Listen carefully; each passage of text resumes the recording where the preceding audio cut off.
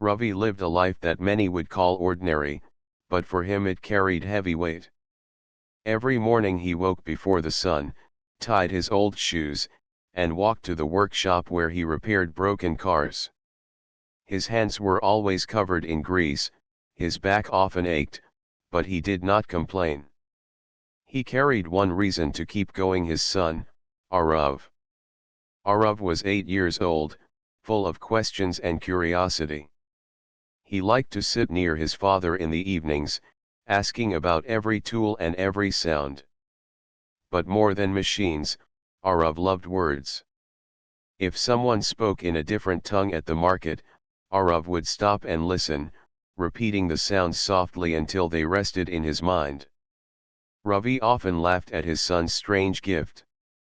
One day, he would say, "Your love for words will take you far beyond this small street."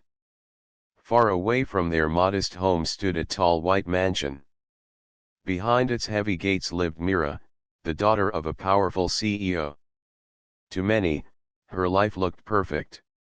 She had drivers to take her to school, tutors to teach her, and every toy she could ask for. Yet, none of these filled the quiet space in her heart. She missed her mother, who had passed away when Mira was very young. Her mother's memory was blurry, like an old photograph fading with time. What stayed clear were the soft lullabies her mother used to sing in a language different from the one her father spoke. Mira never understood the words fully, but she remembered the sound, the rhythm, the comfort. It was a language her mother never got to finish teaching her, and now it felt like a locked box with no key. Her father, always busy with meetings and flights, thought success was the best gift he could give. But success did not answer the longing Mira carried. She often sat alone in the schoolyard, holding a book of that forgotten language, trying to read lines she barely understood. Other children laughed and played, but she stayed apart, chasing a voice that lived only in her memory. One evening, fate quietly placed two worlds side by side. Ravi had been called to repair a luxury car parked near Mira's school. The engine refused to start, and the wealthy driver grew restless. Ravi knelt under the hood, tools clicking, sweat running down his brow. Arav, who had followed his father that day, wandered near the school gates. Through the iron bars, Arav noticed a girl sitting alone on a bench in the playground. She was not playing like the others. Instead, she stared at a book on her lap, her face calm yet heavy, as if she carried something no one else could see. Arav, curious and kind, walked closer. "Why are you sitting here alone?" he asked gently. Mira looked up in surprise. She was not used to strangers speaking to her, especially not children she did not know. For a moment, she thought of ignoring him, but his voice carried no judgment, only simple honesty. "I'm just thinking," she whispered. Arav's eyes fell on the open page of her book. The letters were not English, not even the language he usually heard at home. Yet something in them felt familiar. Without warning, he read one of the lines softly, his voice carrying the same rhythm that had once lulled Mira to sleep when she was little. Mira froze. The sound struck her like lightning, pulling her back to the nights when her mother held her close. She stood quickly, the book slipping from her lap. How do you know these words?" she asked, her voice trembling. Arav blinked, confused by her reaction. "I don't really know. I just like words. I heard this once from an old man who lived near our street. He spoke it while singing to himself. I liked how it sounded, so I remembered it." Her heart raced faster. This was not just any language, it was the one her mother had spoken, the one no one around her knew. Not her father, not her teachers, not even her friends. She had believed she was the only one left who carried pieces of it. Yet here stood a boy, speaking the words as if he had pulled them out of her memory itself. For the first time in years, the loneliness inside Mira shifted. She was not standing at the edge of her lost world anymore. Arav had unknowingly unlocked a door she thought would stay shut forever. In that quiet playground, between a single father's son and a CEO's anxious daughter, something new began, an invisible thread that tied two hearts across different worlds. After that first strange meeting, Mira could not stop thinking about Arav. The sound of his voice speaking her mother's language stayed with her even when she went home. That night, as she lay in her wide bed inside the silent mansion, she whispered the words he had read aloud. They felt alive again, like a song half remembered but no longer broken. For the first time in many years, she did not feel completely alone. The next day, she carried the same book with her to school. During lunch break, while the other children shouted and played, she sat again on the bench. A small part of her hoped the boy would appear. She had not even asked his name, yet she wanted to see him again. Fate seemed to listen. At the same time, Ravi had been called to the school parking lot again. Another car had refused to start, and once more he bent under a hood with his set of tools. Arav followed him as usual. He had no toys of his own, but he found adventures in watching the world outside. When Arav walked near the playground, his eyes searched quickly. Then he saw her, the girl from yesterday. She looked up at him with surprise, and for the first time, she smiled. It was small and uncertain, but it carried warmth. "You came back," she said. "My father works here again," Arav replied. He stepped closer to the gate, then noticed the book in her lap. "Are you reading the same words?" Mira nodded. "Yes. Do you know more of them?" Arav frowned, thinking. "Not many. Only some. I remember when the old man said them. He lived near our house for a short time. Then he went away." Mira's hands tightened on the book. "These words, they belong to my mother. She used to sing in this language. But she left me too soon. Nobody else knows them. My father does not understand." Her voice shook slightly, and Arav's young heart felt her pain. He did not know how to comfort her, but he said softly, "Maybe I can help you remember. If I hear more, maybe I can speak them too." Something inside Mira lit up. For years she had tried to piece together the language alone. Now she had found someone who carried even a small key. She looked at him carefully. "What is your name?" "Arav," he said simply. "I am Mira," she replied. From that day, their secret meetings began. Whenever Ravi's work brought him near the school, Arav would slip away to sit with Mira. She showed him lines from her book, and he repeated them with sharp memory. Sometimes he corrected her rhythm, reminding her of the lullabies she had heard long ago. Other times, she taught him words she had half forgotten, and together they guessed their meaning. In those moments, Mira laughed softly, something she rarely did at home. Arav, though younger, treated her not as a rich girl but as a friend who shared a mystery.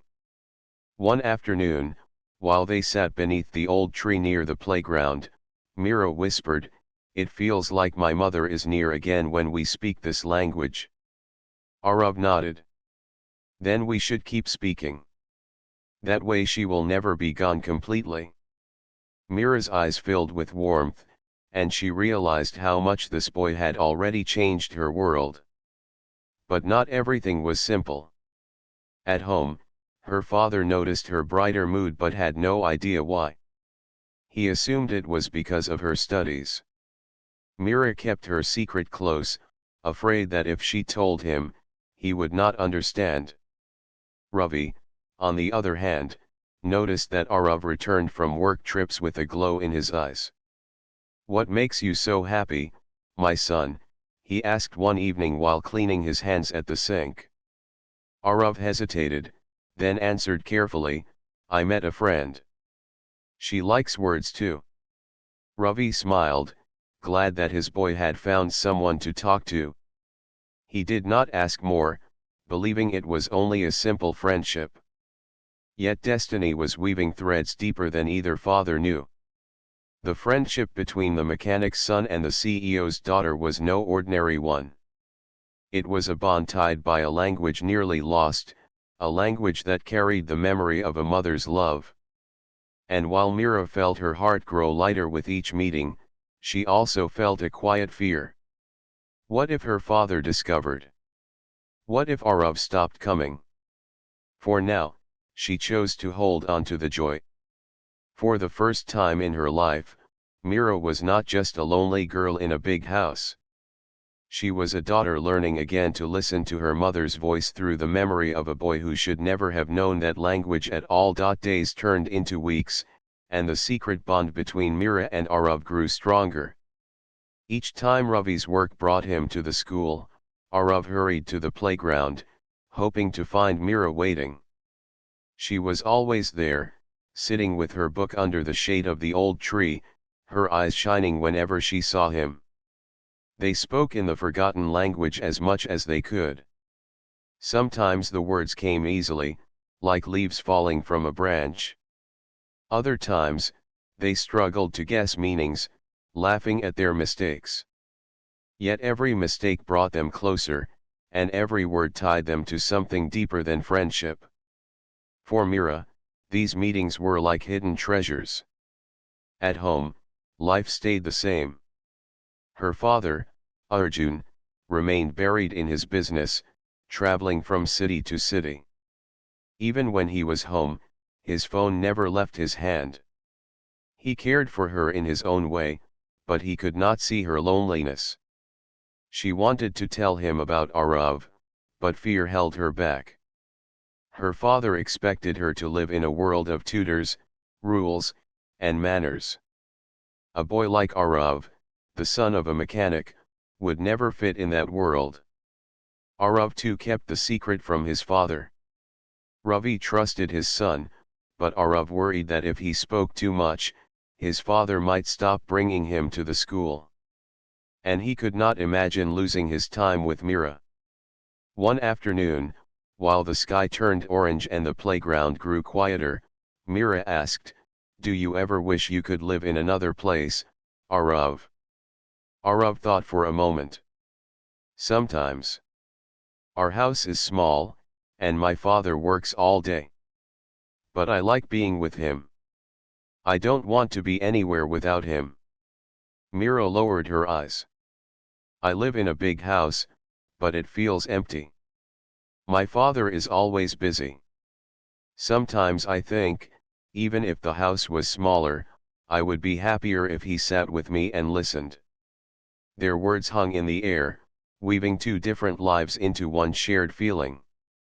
Both knew the weight of missing someone important. Another day, Mira surprised Arav by bringing an old notebook that belonged to her mother. Inside were short lines written in the same language they had been practicing. The pages smelled of time, and the handwriting curved like flowing water. "This is all I have of her," Mira said softly. "Do you want to see?"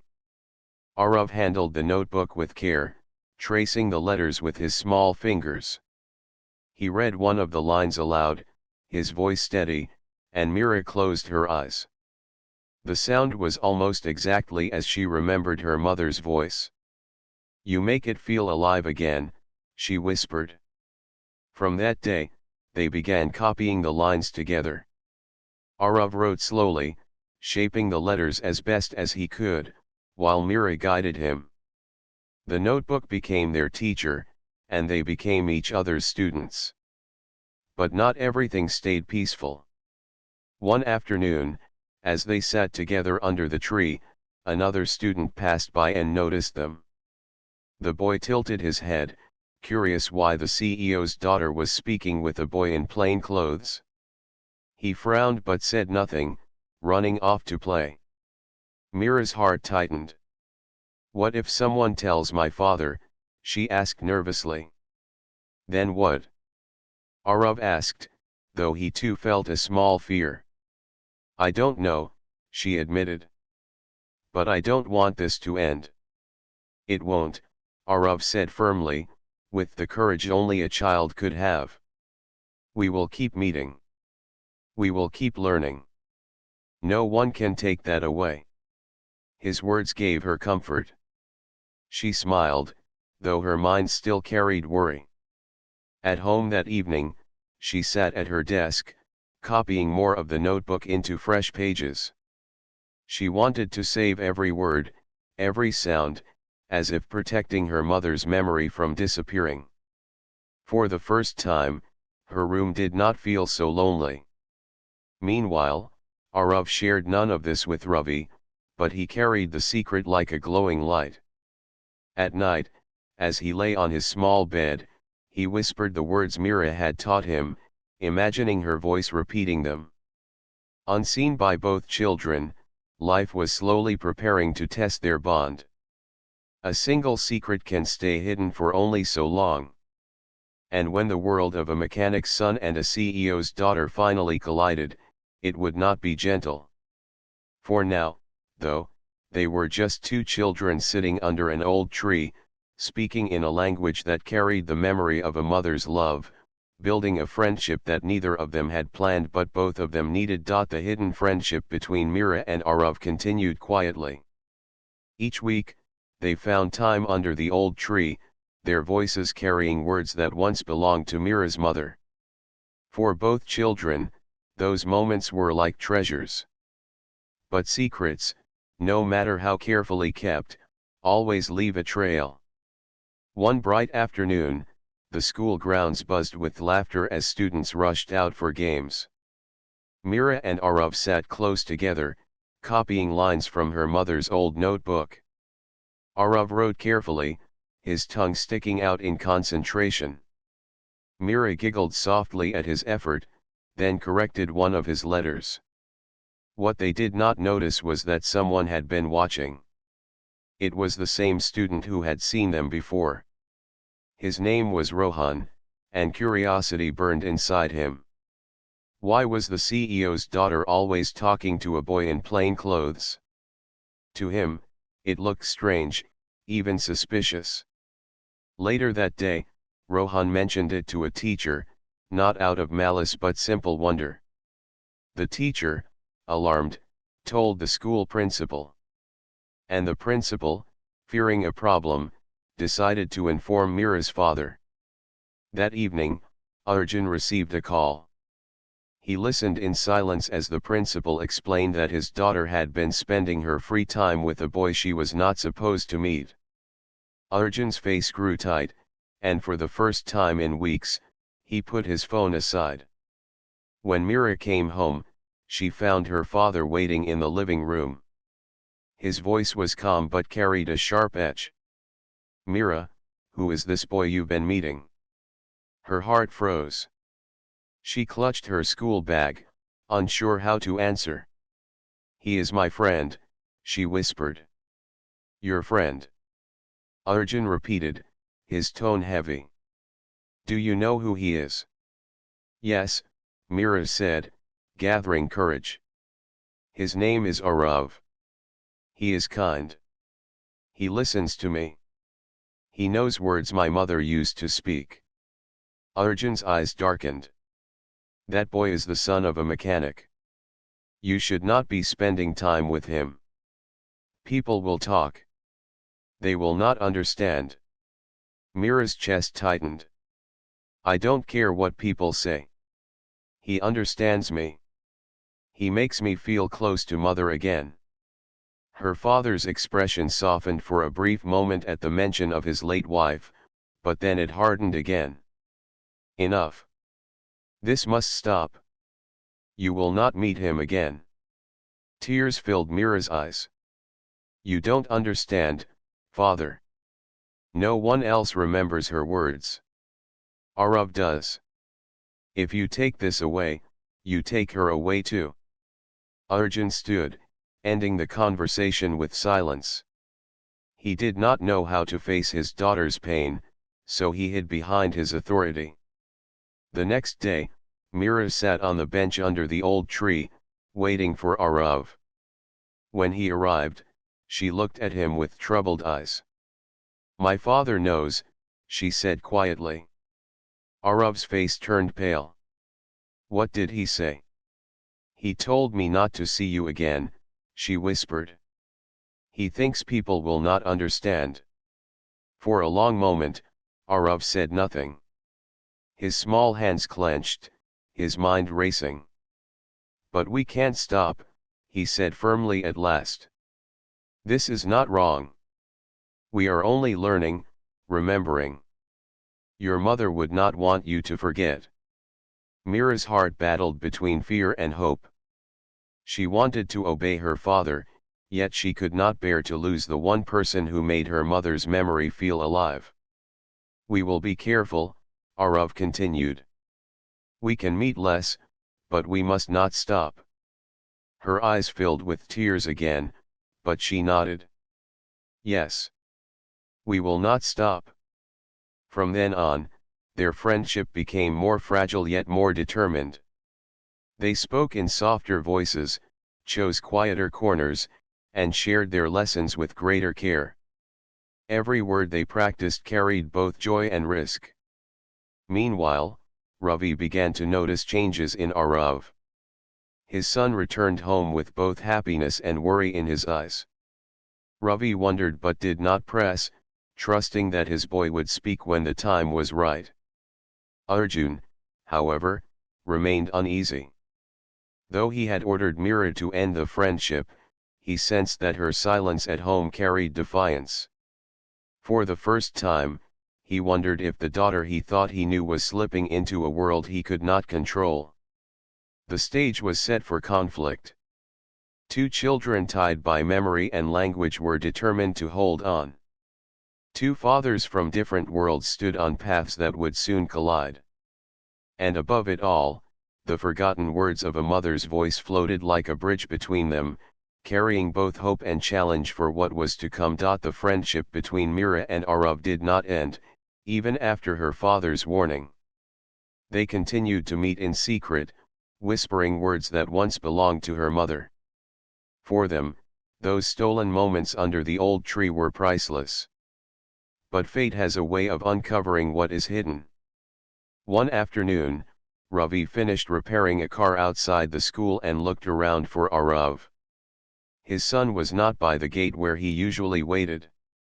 Curious, Ravi stepped closer to the playground. That was when he saw Arav sitting with a girl. The two were leaning over a notebook, their heads almost touching as they wrote. Ravi froze. At first, his heart felt warm. Arav had found a friend, and Ravi rarely saw his son so alive, so focused. But then he noticed the girl's uniform. It belonged to one of the most expensive schools in the city, the kind of school where children from wealthy families studied. Ravi's chest grew tight. Why would a rich girl sit with his son? Before he could move, a black car rolled up near the school gate. The door opened, and Arjun stepped out, his tall figure sharp against the evening sun. His eyes immediately locked on the same side his daughter and a boy together. "Mira," Arjun called firmly. His voice carried both authority and anger. Mira jumped to her feet, fear flashing in her eyes. Arav stood too, confused but unwilling to run. Ravi recognized the man instantly. Everyone in the city knew Arjun, the CEO whose face often appeared in newspapers. Ravi's heart sank. He realized the girl with his son was no ordinary student. She was the daughter of a man who lived in a world far above his own. Arjun walked quickly to the bench. "I told you, Mira," he said sharply. "This ends now." His eyes turned to Arav, cold and stern. You should not be near my daughter. Arav's lips parted, but before he could speak, Ravi stepped forward. Sir, he means no harm. He is just a child. Arjun turned to face him. And you are? I am his father. My name is Ravi. I repair cars. His voice was steady, though his hands felt heavy. Arjun's eyes narrowed. Then you should know your place. My daughter cannot be sitting with your son. Do you understand? The words struck Ravi like a blow. He wanted to shout, but he held himself back. Instead, he looked at Arav, who stood silently with wide eyes. Then he looked at Mira, who held her notebook tightly as if it were a shield. Sir, Ravi said slowly, children do not care about place or status. They only care about friendship. Arjun's face hardened. This is not about friendship. This is about what is proper. My daughter will not meet your son again. Mira could not hold back any longer. Father, please, she cried.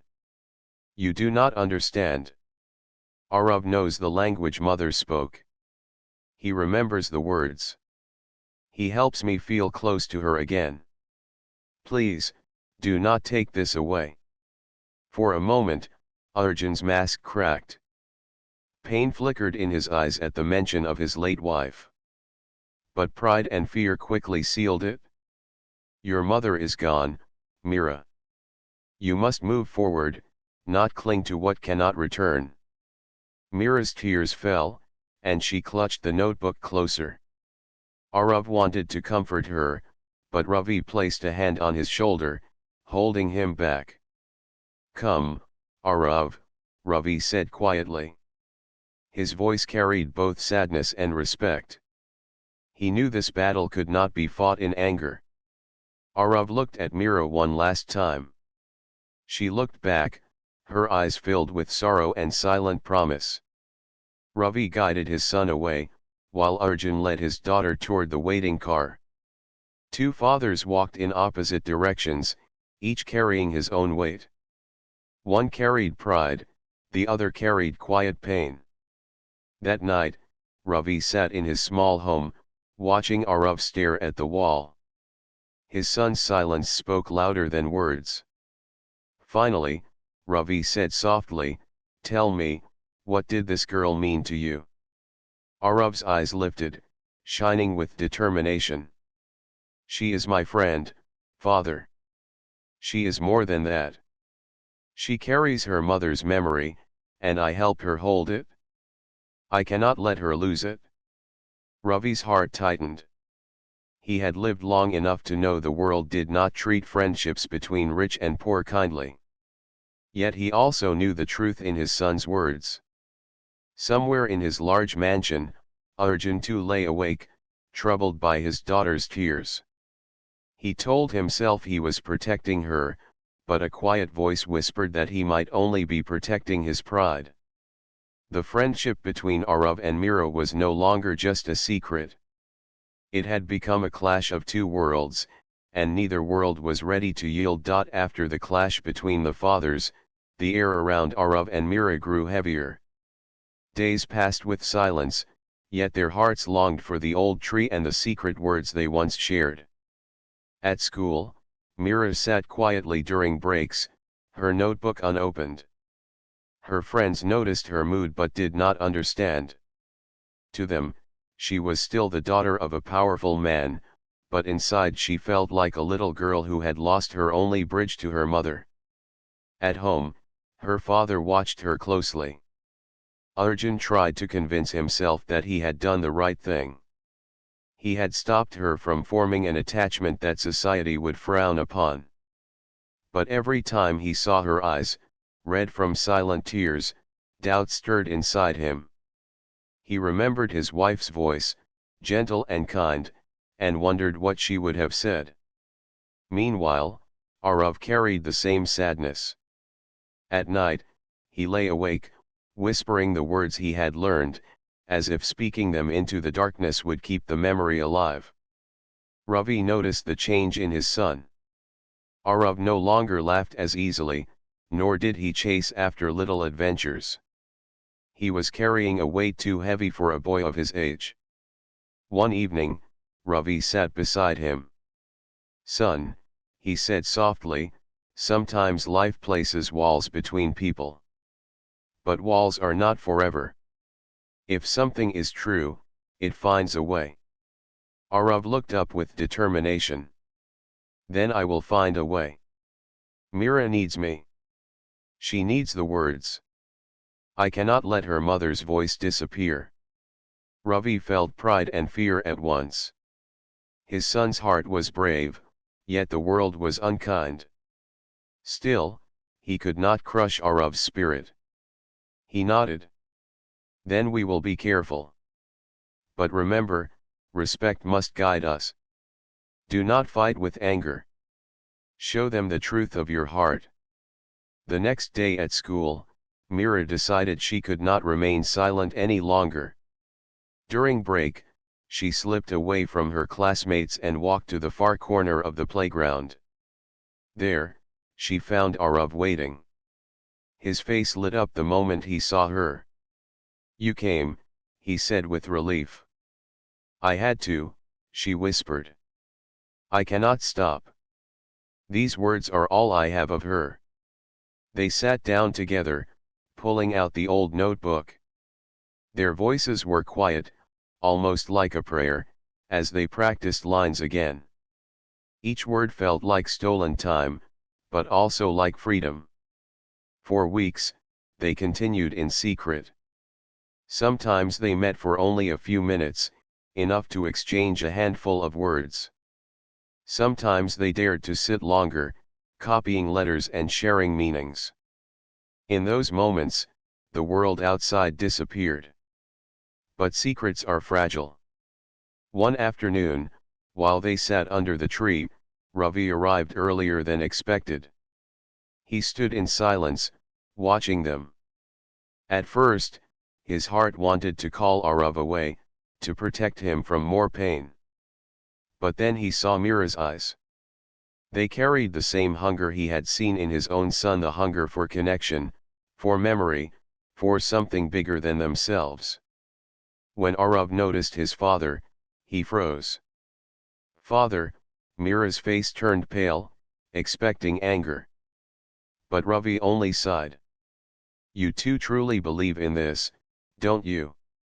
Both children nodded. "Then I cannot stop you," Ravi said gently. "But understand, Mira's father will not easily accept this. You must be ready to face him with respect and courage." Mira's eyes filled with gratitude. She had not expected kindness from Arav's father. "Thank you, uncle," she whispered softly. Ravi gave a small smile, though worry still lingered in his heart. That evening, Mira returned home with new strength. She knew she could not keep living in silence. After dinner, she walked into her father's study. Arjun looked up from his papers, surprised by her firm expression. "Father," she said clearly, "I need to tell you something. Arav is not just a boy from the street. He is my friend. He helps me remember mother. When I sit with him, I feel she is near again. You may think it is wrong, but for me it is the only right thing." Arjun sat back, his heart pulled between pride and pain. He saw his daughter standing not as a child but as someone who carried her mother's spirit. Her words cut through the armor he had built around his heart. Still, he said nothing. Silence stretched heavy in the room. Mira waited, her hands trembling, but she did not back down. The choice now rested with Arjun. Would he keep building walls, or would he finally listen to the voice of his daughter, the same voice his wife had once cherished? The silence in Arjun's study weighed heavily. Mira stood with her notebook pressed against her chest, her heart beating fast. She had spoken her truth, but her father's face gave nothing away. His eyes, sharp from years of business, softened only for a brief moment before turning unreadable again. Finally, Arjun spoke. Mira, I know you miss your mother. I know the words of that language are precious to you. But you are young, and you do not understand how the world looks at such things. Mira's voice shook, yet she stood firm. I may be young, father, but I know when something feels real. Arav is not trying to harm me. He is helping me remember mother. If you take that away, then you take away the only part of her that is still alive for me. Her words pierced through Arjun's defenses. He leaned back in his chair, his hand covering his face for a moment. Behind his strong image, he was a man who still carried his own grief. He had buried it under work, under endless meetings, because remembering her too much. But his daughter, standing before him, was forcing him to face it.